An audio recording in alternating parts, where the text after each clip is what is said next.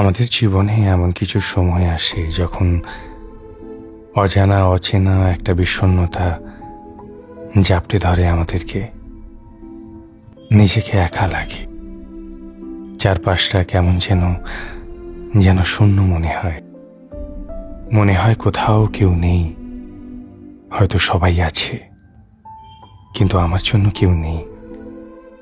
আমরা প্রত্যেকটা মানুষই জীবনের একটা সময় এসে খুব অসহায় হয়ে পড়ি।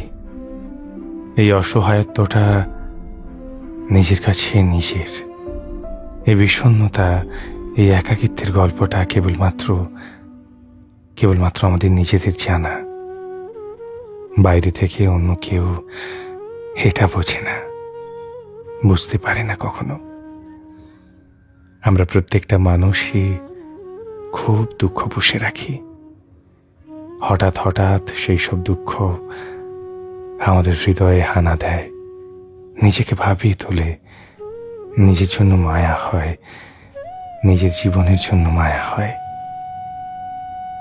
নিজেকে নিয়ে ভাবতে ভাবতে সহসাই চোখে জল নেমে আসে।